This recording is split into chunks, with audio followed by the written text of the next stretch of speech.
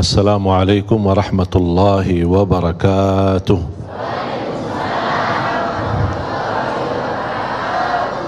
Alhamdulillahi rabbil alamin. Ashhadu an la ilaha illallah wa ashhadu anna Muhammadan abduhu wa rasuluh. Allahumma salli wa sallim wa barik ala sayyidina Muhammad wa ala alihi wa sahbihi wa man tabi'ahum bi ihsanin ila yaumiddin. Allahumma 'allimna ma yanfa'una wanfa'na bima 'allamtana wa zidna 'ilman wa tuqa. Istiqamah bisa dikatakan susah-susah, gampang-gampang, gampang susah juga. Sebenarnya ini tergantung pemahaman kita.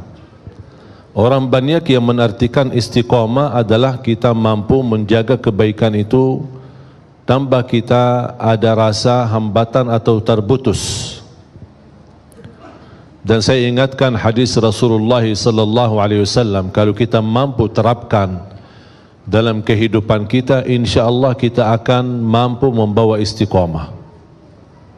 Rasulullah sallallahu alaihi wasallam bersabda, "Saddidu wa qaribu, falan yadkhul ahadukumul jannata bi'amalihi, wa inna Allaha yuhibbu minal 'amali adwamahu wa in qall."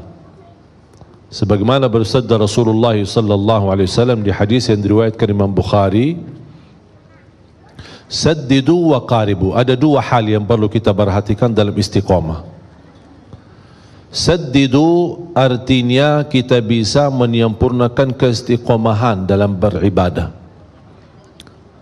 Kita tidak jauh dari istiqamah dalam segala aktivitas. Dan saddidu berarti kita sudah hakikatnya istiqamah, kita bisa membawakan kesempurnaan dalam istiqamah kita. Tapi pasti dalam menjalani istiqamah dalam beribadah, pasti ada kadang-kadang istilahnya malas, ada sifat sombak, ya, ada sifat lelah, capek, bosan. Kalau sudah merasa tidak bisa menyempurnakan keistiqamahan itu, ambil tahap yang kedua yang disebutkan oleh Rasulullah SAW, wa qaribu, dekatilah dengan istiqamah. Jangan kita orang karena tidak mampu istiqamah sama sekali malah tinggalkan istiqamah. Istilahnya kalau kita tidak bisa menjaga kebaikan-kebaikan terus menerus, kita paling tidak walaupun berkurang kebaikan dan amal saleh yang biasa kita lakukan, tapi daripada tidak melakukannya sama sekali. Dan Allah lebih senang amalan hamba adalah dari istiqamahannya yang sedikit-sedikit tetapi rutin. Kadang misal kita tahajud, dan ini salah satu membantu untuk kendalikan nafsu kita. Ini mohon maaf, nafsu manusia ini tergantung kebiasaan. Kalau kita misal melihat makanan enak, kalau dibiasakan makan sampai habis tambah lagi, kalau sudah terbiasa seperti ini, dia tidak akan pernah puas. Apalagi melihat menu makanannya macam-macam. Kita masuk ke salah satu tempat makanan yang sudah disediain macam-macam. Kalau kita mengikuti hawa nafsu, apalagi mengikuti pandangan mata, semuanya serba enak. Kita sudah ambil secukupnya, bahkan sudah kenyang, tapi rasanya yang aku tadi lihat tapi belum saya rasain, ini belum saya rasain, ini belum saya rasain. Makanya jangan suka banyak lihat,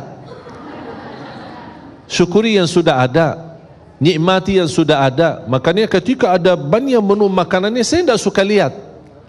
Saya suruh orang yang pendamping saya, ini ambil yang cukup. Saya makan, habis pulang, sudah selesai. Tapi kalau saya lihat, masih kepikiran terbawa. Ini ya belum saya rasain, gimana enak ya? Enak. Padahal sudah kenyang. Karena manusia tidak pernah puas. Dan ini salah satu kita bisa menjaga kebaikan dalam beribadah. Islam menajarkan tidak boleh berlebihan. Kadang-kadang kita maksa, kita ingin misal tahajud. Kalau tidak bisa tahajud seperti rutin kita, misal 11 rakaat atau lebih atau panjang, ada satu malam kita merasa, hari ini saya lagi galau ya, capek, ada urusan membuat saya beban fikiran. aku kayaknya malas tahajud. Daripada tidak tahajud sama sekali, paling tidak 2 rakaat. 2 rakaat. Kalau tidak mampu 2 rakaat mengangkat kesusahannya, mengangkat masalah yang kita hadapi, paling tidak meringankan masalah. Itu yang disebutkan waqaribu, mendekati dengan istiqamah. Ada ikhtiar, ada upaya. Kita tidak bisa misal puasa Daud, tapi puasa Isnin Kamis. Tak bisa puasa Isnin Kamis, puasa 3 hari dalam 1 bulan. Tak bisa 1 bulan, puasa 1 hari 1 bulan. Rasulullah SAW bersabda, man sama yawman fi sabilillah ba'adahu Allahu 'anil nari 70 kharifa. Karena inti daripada puasa adalah benar-benar puasa lillahi ta'ala imanan wahtisaba, percaya, beriman kepada Allah, menjalankan ibadah puasa dan mengharapkan ridha Allah Subhanahu wa taala, dibalas kebaikan. Siapa yang tidak harap dibalas kebaikan oleh Allah Subhanahu wa taala? Makanya Allah Subhanahu wa taala menjanjikan banyak, bahkan ada pahala-pahala dan karunia yang Allah rahasiakan, Allah sembunyikan, Allah sediakan bagi hamba-hamba, dan itu balasan bagi apa yang telah kita kerjakan. A'udzu billahi minasyaitonir rajim. Bismillahirrahmanirrahim. فلا تعلم نفس ما أخفي لهم من قرة أعين جزاء بما كانوا يعملون. Allah Subhanahu wa taala memberikan berita gembira bagi hamba yang selalu baik sangka sama Allah Subhanahu wa taala. Tidak ada jiwa pun yang boleh tahu apa yang telah dirahasiakan oleh Allah dari pahala. Tapi jumpa yang membuat menarik di janji Allah ini, bukan pahala yang dirahasiakan, tapi pahala yang dirahasiakan ini bakal akan menenangkan hati, kata Allah Subhanahu wa taala. Akan membuat kamu puas, membuat kamu bahagia, kata Allah Subhanahu wa taala. Percaya enggak janji Allah? Kenapa ya Allah dirahasiakan sampai balasan ini akan menenangkan hati? Jazaa'an bima kanu ya'malun. Banyak atau sedikit itu akan menjadi balasan bagi apa yang telah kamu kerjakan. Itulah istiqamah. Kita bisa kendalikan diri, kalau tidak mampu sempurna, barin tidak berusaha mendekati kepada istiqamah. A'udzu billahi minasyaitonir rajim. Bismillahirrahmanirrahim. Alhamdulillahi rabbil alamin. الرحمن الرحيم مالك يوم الدين إياك نعبد وإياك نستعين اهدنا الصراط المستقيم صراط الذين أنعمت عليهم غير المغضوب عليهم ولا الضالين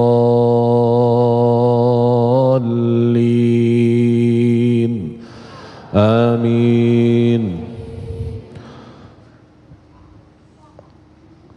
Jemaah sekalian, sebenarnya Al-Fatihah ini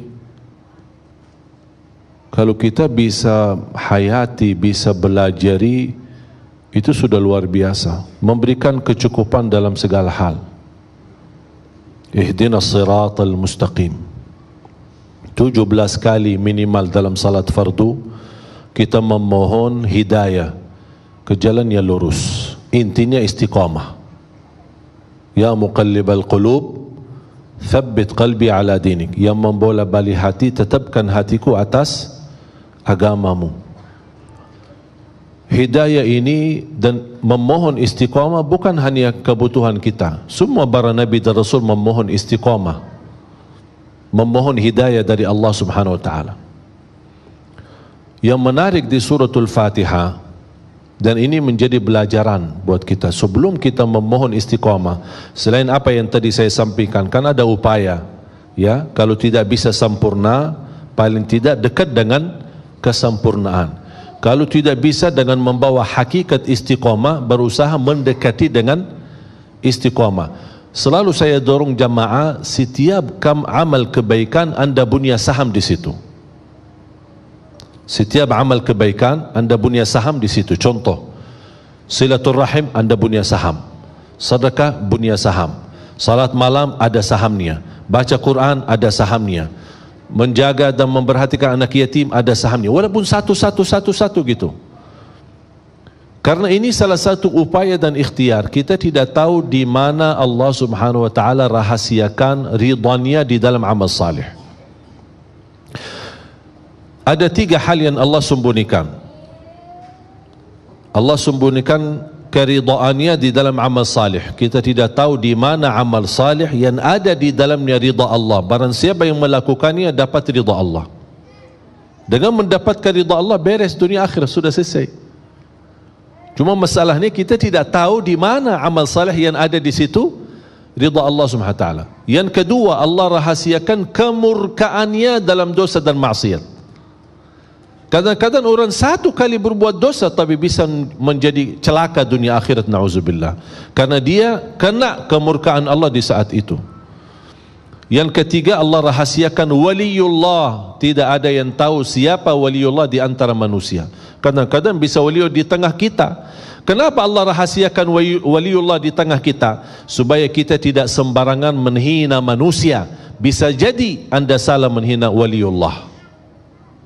Makanya kita belajar menghormati semua manusia. Dia tukang sapu, tukang sampah, tukang apa, kita tidak tahu. Barangkali dia waliullah. Karena bisa mendapat darajat waliullah itu bisa dengan satu kebaikan yang dia lakukan, Allah angkat kemuliaannya. Allah angkat darajatnya menjadi mulia di mata Allah Subhanahu wa taala. Makanya jangan kita sembarangan menghina orang. Kembali lagi, kebaikan dan keridhaan Allah dalam amal salih. Misal contoh, wanita yang kita semua hafal kisahnya, yang tidak pernah berbuat kebaikan, hanya satu kali dia memberikan air minum kepada ekor anjing. Allah SWT melihat perbuatannya, Allah syukuri perbuatannya, Allah ampuni dosanya, Allah masukkan dia dalam surga. Itu yang disebutkan oleh ulama. Ternyata ketika dia beramal salih di situ kena ridha Allah Subhanahu wa taala. Ada di antara kita yang bisa mendapatkan ridha Allah di dalam salat malamnya. Makanya kembali jamaah sekalian, setiap amal salih anda punya saham. Tapi di antara amal salih, mana yang kira-kira kesukaan hatimu? Ada yang lebih cenderung kepada puasa. Udahlah, berbanyak puasa. Ada yang merasa lebih banyak aku suka tahajud. Udahlah, berbanyak tahajud. Tapi jangan lupa, di amal-amal salih yang lain anda punya saham walaupun sedikit. Contoh, sedekah walaupun 5.000 sehari, walaupun 1.000 sehari, walaupun seperak sehari. Ada upaya, ada sesuatu supaya segala amal kebaikan yang kita tahu, yang kita fahami, yang kita belajari, insya-Allah menjadi saksi baik. Allah Maha tahu, oh ternyata hamba ini setiap ada amal salih, dia di situ punya saham walaupun sedikit. Itu yang disebutkan sedikit tetapi istiqamah, lebih disukai dan dicintai oleh Allah Subhanahu wa taala. Makanya jamaah sekalian, semakin kita memahami istiqamah dengan pandangan mudah, insya-Allah bakal mudah. Tapi kalau kita merasa, aduh gimana aku susah istiqamah, aku kemarin bisa begini, tapi alhamdulillah semuanya bisa. Yang tidak bisa banyak, paling tidak jangan tinggalkan semuanya. Hafal tolong kata ini. Kalau tidak bisa semuanya, jangan tinggalkan semuanya. Istilahnya, aku nak bisa tahajud, capek. Dah usah, dah apa-apa. Dah bisa lama-lama, panjang-panjang 2 rakaat. Aku kalau tidur takut ketiduran, nanti bangun, apalagi tak jamin saya bisa bangun tengah malam. Ya udah, tidur salat malam sebelum tidur. Boleh enggak salat malam sebelum tidur? Boleh. Karena waktu salat malam habis Isya sampai subuh. Ini hukumnya berlaku kepada masing-masing sesuai kemampuan. Ada di antara bapa ibu biasa tahajud, tidur dan tahajud, teruskan. Ada yang merasa, aduh kalau saya tidur kayaknya dah bakal bangun, syukur-syukur kalau bangun subuh.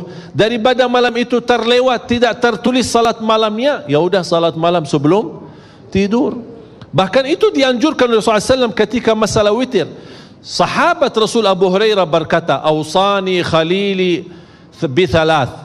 Aku telah diwasiatkan oleh Rasulullah SAW 3 hal atau 3 amalan. Yang pertama, jaga puasa 3 hari setiap bulan, yang disebutkan Hijriyah 13, 14 dan 15. Wa an usalli duha, menjaga salat duha. Wa an utira qabla an anam, menjaga witir sebelum tidur. Ini Abu Hurairah, sahabat Rasul, mendapatkan amalan dan nasihat dari Rasulullah SAW. Dan ini kembali, kenapa ada hadis witir sebelum tidur, ada hadis witir adalah penutup salat malam.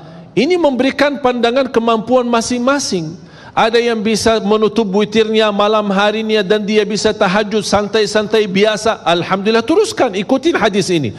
Kalau anda merasa tidak mampu, berarti anda punya pilihan lain, mengikuti hadis witir sebelum tidur. Tapi kalau sudah bangun tidur lagi, bisa tahajud lagi, bisa salat lagi, tapi tidak boleh witir lagi karena sudah witir duluan.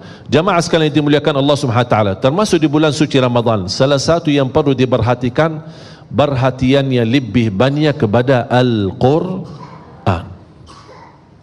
Kalau biasa katanya bulan haji adalah ibadah haji, berarti kita lebih banyak memperhatikan ibadah haji. Kalau tidak bisa berhaji, ada penggantinya, berbanyak puasa di 10 hari pertama Dzulhijjah, berbanyak zikir, berbanyak amal salih. Ada banyak. Setiap musim ibadah ada sesuatu keistimewaan dan kelebihan yang perlu kita perhatikan. Misal contoh hari Jumat, yang terbaik amalan di hari Jumat adalah berbanyak salawat kepada Nabi Muhammad sallallahu alaihi wasallam. Berarti boleh enggak saya subhanallah walhamdulillah wa la ilaha illallah wallahu akbar? Boleh saja. Tapi tolong lebih diperhatikan berbanyak salawat kepada Rasul di hari Jumat dan malam Jumat. Mengapa? Karena itu berpesan atau permintaan dari Nabi Muhammad sallallahu alaihi wasallam. Di bulan Ramadan lebih banyak perhatikan Al-Quran. Cuba sekarang kita tanya diri masing-masing, berapa banyak kita baca Al-Quran sehari? Saya membaca, memperhatikan berjam-jam. Ketika saya membaca, Imam Syafi'i mampu mengkhatam Al-Quran 60 kali sehari. 60 kali di bulan Ramadan, berarti dalam sehari berapa kali? 2 kali, bayangin. Saya pernah menghitungkan kira-kira berapa kita mampu mengkhatam Al-Quran dalam sehari. Dibutuhkan 8 sampai 10 jam, bisa khatam 30 juz dalam sehari. Itu bagi orang yang cukup lancar. Kalau yang berbata-bata, wallahu alam, mungkin bisa habis umurnya, belum tentu habis baca Al-Quran. Ya, tapi ini kembali, jangan karena berbata-bata tidak baca Al-Quran, justru baca. Karena ada janji Rasulullah SAW memberikan pahala, sebagaimana Rasulullah SAW bersabda, "Walladzi yaqra'ul Qur'ana wa yatata'ta'u fihi." Sambil bahasanya dalam hadis, yatata'ta'u, berat membaca. Dia takut salah karena dia tidak pernah dipimpin bacaannya, tidak pernah diarahkan bacaannya. Dia hanya sesuai kemampuan, dia ingin menunjukkan kepada Allah yang terbaik. Tapi dia tidak mau menjadikan alasan, walaupun saya belum ada guru yang bisa memimpin saya, tapi ada minat untuk membaca Al-Quran. Niatnya begitu ada kesempatan belajar, saya bakal belajar. Bukan niatnya mau terus salah. Ketika ada kesempatan belajar, oh dah, aku sudah begini aja, dah mau belajar. Oh, ini yang bermasalah. Tapi tetap dia ada upaya ingin belajar dan terus memperbaiki bacaan, Allah akan berikan 2 pahala. 1 karena dia mau baca Al-Quran, yang kedua karena kesusahan dan kesalahan yang dia hadapi dalam membaca Al-Quran. Begitu luar biasa indahnya kita bersama Al-Quran di